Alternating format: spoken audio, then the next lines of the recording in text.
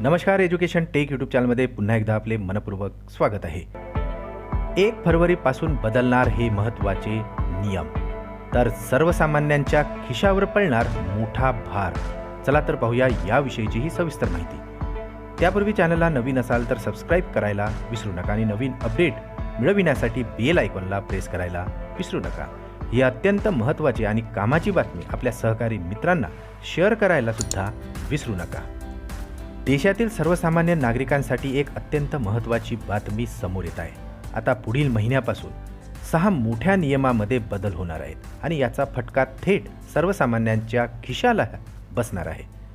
तुमचे एखादे महत्त्वाचे काम असेल तर ते या महिन्याच्या अखेरीस पूर्ण करा, अन्यथा तुम्हाला मोठ्या त्रासाला सामोरे जावे लागेल. नियम बदलले की सर्वसामान्यांच्या खिशावर मोठा भार पडतो. प्रत्येक महिन्याच्या सुरुवातीला सरकार काही नियमामध्ये बदल करत असते. जानेवारी महिना संपायला आता काही दिवस बाकी असतानाच फरवरी महिना सुरू होणार आहे आणि या महिन्यात 6 मोठ्या नियमामध्ये बदल होणार आहेत. RBIने बदल करून आता सर्वसामान्यांना मोठा दिलासा दिला आहे. आता तुम्ही लाभार्थ्यांचे नाव न जोडता तुमच्या बँक खात्यातून 5 लाख रुपये ट्रान्स्फर करू शकता.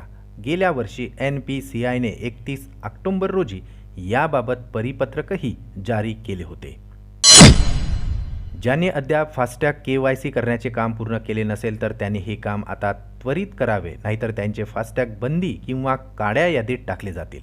भारतीय राष्ट्रीय महामार्ग प्राधिकरणाने फास्टॅग KYC अपडेट करण्यासाठी आता 31 जानेवारी ही अंतिम तारीख निश्चित केली आहे. 12 जानेवारी 2024 रोजी PFRDAने NPS आंशिक पैसे काढण्याबाबत एक महत्त्वाचे परिपत्रक जारी केले होते, जी 1 फरवरीपासून आता लागू होणार आहे.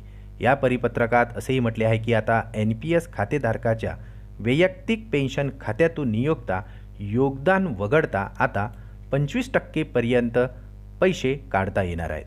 यासाठी आधी अर्ज करावा लागेल आणि त्यानंतरच सरकारी नोडल ऑफिस प्राप्तकर्त्याला नामांकित करेल.